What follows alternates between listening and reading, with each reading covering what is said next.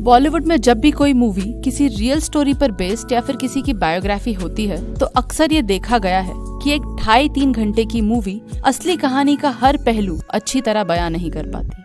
कई बार कहानी से जुड़ी कुछ खास बातें मूवी में बताई ही नहीं जाती, तो कई बार मूवी को एंटरटेनिंग बनाने के लिए स्टोरी में कई सारे फेर बदल के साथ काफी मिर्च मसाला भी ऐड कर दिया जाता है, जिससे ऑडियंस तक असली कहानी पूरी तरह पहुंच ही नहीं पाती। आज के इस वीडियो में हम आपको बताएंगे संजय लीला बंसाली की मूवी गंगूबाई काठियावाड़ी की असली कहानी उस लड़की की जो 16 साल की उम्र में मुंबई के रेड लाइट एरिया में फंस गई, जिसने बड़ी बेबाकी से मुंबई के एक डॉन के घर जाकर उसे राखी बांध दी, जिसकी तस्वीर कमाठीपुरा की हर सेक्स वर्कर के पास हुआ करती थी और मुंबई में काम करती सेक्स वर्कर्स के अधिकारों के लिए जो प्रधानमंत्री तक पहुंच गई। एस हुसैन ज़ियादी की किताब माफिया क्वींस ऑफ मुंबई में गंगूबाई की कहानी के बारे में बताया गया है। हुसैन ज़ियादी की किताब पर इससे पहले शूट आउट एट वडाला और ब्लैक फ्राइडे जैसी मूवीज भी बन चुकी हैं। आखिर कौन थी ये माफिया क्वीन, आइए जानते हैं। ना एमएलए से, ना मंत्री से, ना बड़वों से, किसी के बाप से नहीं डरने का। काठियावाड़ गुजरात में रहने वाली गंगूबाई का असली नाम गंगा हरजीवन दास काठियावाड़ी था। वैसे तो उनके माता पिता उन्हें पढ़ाना लिखाना चाहते थे, पर गंगा का मन किताबों में नहीं बल्कि काठियावाड़ से मीलों दूर मुंबई की फिल्मी जगत में गुम था। वो आशा पारेख और हेमा मालिनी की बहुत बड़ी फैन थी और उन्हीं की तरह एक मशहूर अभिनेत्री भी बनना चाहती थी। वो अभिनेत्री तो नहीं बन पाई, पर मशहूर बेशक हुई। गंगा मात्र 16 साल की थी जब उसे रमणीक नाम के एक शख्स से प्यार हो गया। रमणीक गंगा के पिता के लिए काम करता था, लेकिन गंगू के घर वाले उसके और रमणीक के रिश्ते के खिलाफ थे। इसीलिए दोनों ने भागकर शादी करने का फैसला किया और काठियावाड़ से सीधे सपनों की नगरी मुंबई आ गए। कुछ दिनों साथ रहने के बाद रमणीक ने गंगा को कहा वो उन दोनों के लिए घर देखने जा रहा है और वो चाहता है कि गंगा तब तक उसकी मौसी के साथ रहे। रमणीक की मौसी आई और एक टैक्सी में गंगा को बिठाकर अपने साथ ले गई।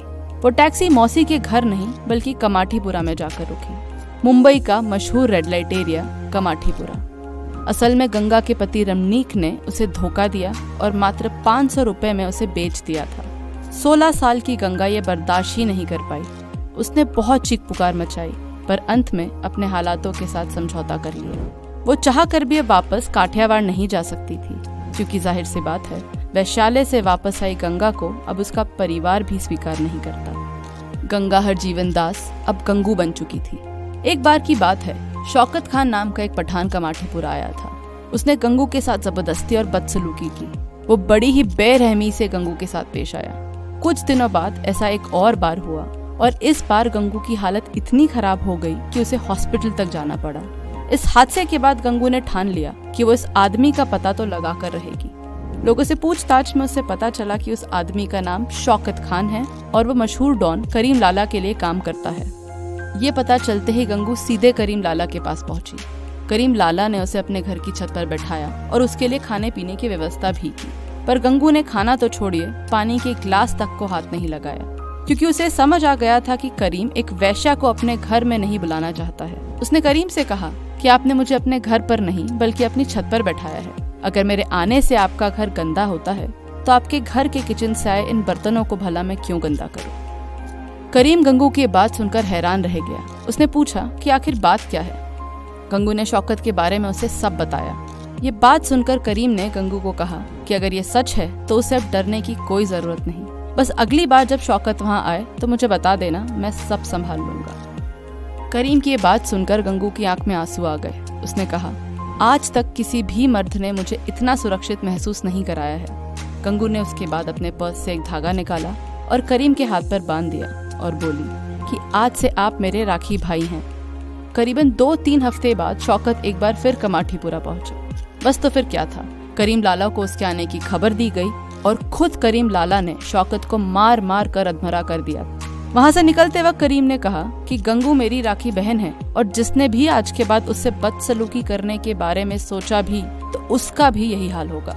करीम लाला के ऐसा करने के बाद कमाठीपुरा में गंगू की धौस जम गई। इसके बाद गंगू ने कमाठीपुरा के घरेलू चुनाव में हिस्सा लिया और जीत हासिल की। गंगू एक सेक्स वर्कर से अब गंगूबाई काठियावाड़ी बन गई थी। गंगूबाई ने रेड लाइट एरिया की सेक्स वर्कर्स के हक के लिए कई बड़े काम किए। इस काम से जुड़ी महिलाओं की सुरक्षा हो या उन पर हो रहे अन्याय, गंगूबाई ने ऐसी महिलाओं को इंसाफ दिलाने में कोई कसर नहीं छोड़ी।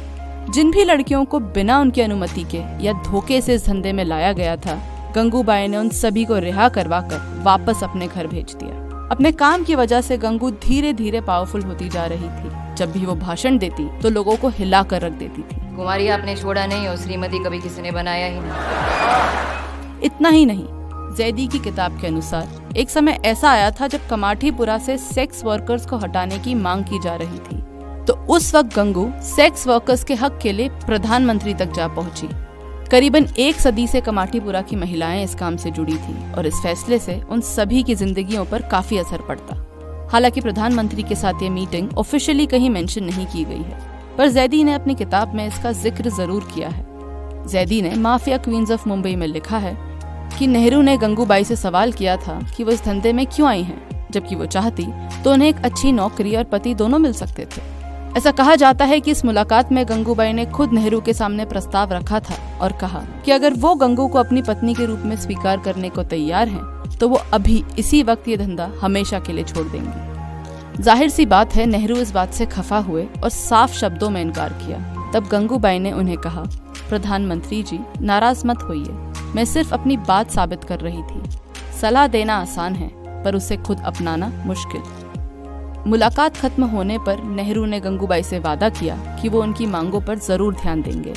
फिर क्या था, कमाठीपुरा से वैश्याओं को हटाने का काम हमेशा के लिए रोक दिया गया। गंगूबाई कमाठीपुरा की महिलाओं के लिए एक माँ के समान थी।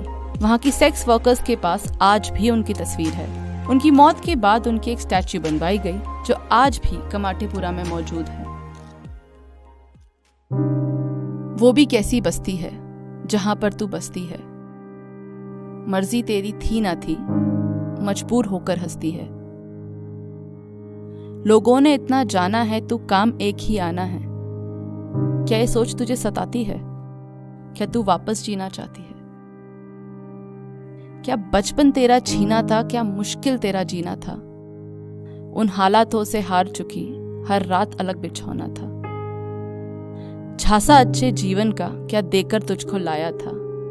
क्या भूल चुकी है वो जो हर सपना तूने सजाया था? क्या आज भी तू तरसती है इस दलदल से बाहर आने को? क्या आज भी तू तरसती है फिर से घर जाने को? क्या पहचान बनाने के लिए दुनिया ने तुझे उकसाया है? अगर नहीं तो फिर तूने ये रास्ता क्यों अपनाया है?